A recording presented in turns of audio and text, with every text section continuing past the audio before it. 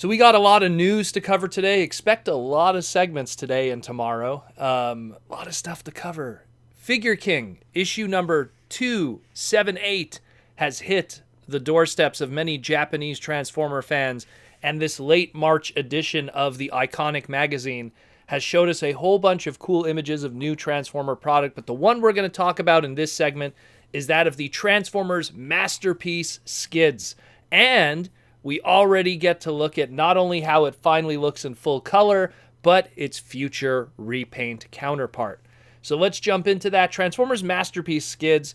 This was something that was a collaboration with Honda of Japan. They want to celebrate the 40th anniversary of the Honda City Turbo and do all that kind of stuff and really not do something that they've been doing up to this point with the Masterpiece line, which is more being true to the old Sunbow designs and the animation models by Flair O'Deary, which are more stylistic interpretations of the car's alt modes and stuff like that in general, which is what is true to those animation models. They're going more that alternators kind of route and just being something that's really true to that of the original car model, which in a lot of ways was what Diaclone all the way back in the day was doing with the car robot line back in 79 to 83. So it really is going to those early roots of Transformers history. So here we have, of course, Skids now in his full blue. He looks great. He has his double blaster weapon, a singular blaster weapon on the side. Not too many surprising things to note here. Again, the little fine details that separate the animation model of Skids to the actual Honda City Turbo of Skids and what he was back then is really just stuff, very aesthetic stuff on the grill, little things here and there. Nothing too major. Again, not a well-known character. If you saw on my Twitter, I kind of was able to sum up his entire Transformer history, every line, every scene, in literally 2 minutes, which is sad, but it is what it is. He had a much bigger history in that of the Marvel comics, and then, of course, later on with the IDW comics, so that character in that Generation 1 interpretation is better off in those regions than that of the cartoon.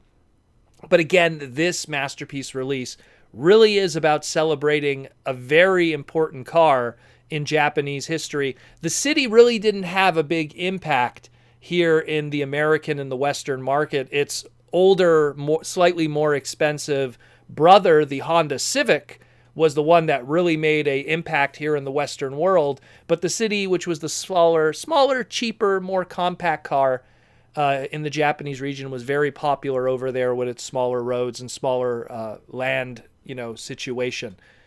Now, we also get a look at the future repaint that is going to be happening with this one. And what I love about it is we're not only just homaging a Diaclone repaint. We're not just doing that. We're also creating a new character out of it, which is something that's really exciting. And we've been already seeing in the past, like they did with the Red Sunstreaker, like they did with a bunch of the other characters. And now we have the Diaclone Red Honda City Turbo variation with the brand new head sculpt and everything. And the character's name is Reboost.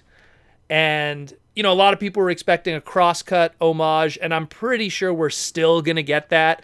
Look, a lot of times we have masterpieces that get 2 or 3 repaints. So I think the cross-cut is going to come. It's just a matter of they're going to go with this first. People will buy this one. And then when the cross-cut one comes afterwards, which will have this head sculpt, because it has a brand new head sculpt here, which is a nice touch and everything. It still has the same guns that the Skids has too, but it also has the brand new head sculpt. And from what I read in the Japanese down there, this is the extra bonus, the Reboost will exclusively come with the little Motocompo, which was the little, I guess we could call it, scooter that came with the old Honda City Turbos back in the day. It was something that was stored in the back. It was an extra charge when you bought the vehicle back in the day in Japan, but you got a little scooter slash, as they call it here, the Motocompo in Japanese, is an extra little bonus. So that's pretty cool. So again, a little bit more of an incentive if you were thinking of skipping out on the red repaint,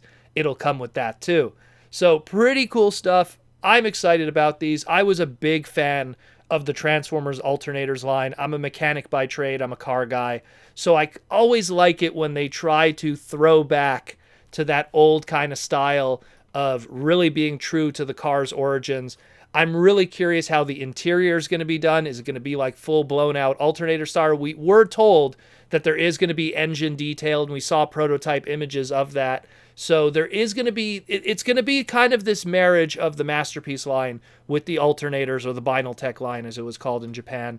And we're going to be able to see how this turns out. Now I'm really curious, do people want the Masterpiece line to move forward having this kind of aesthetic, or do they want to have something that is still more true to that of the animation model, like we've been getting with the past releases with Hound and Bumblebee and Convoy and stuff like that, and Starscream still to come. So what do you want? Are you excited about these? I know I am. This is great stuff, and we still have more news to talk about later today. So strap in. The day's not done, my friends.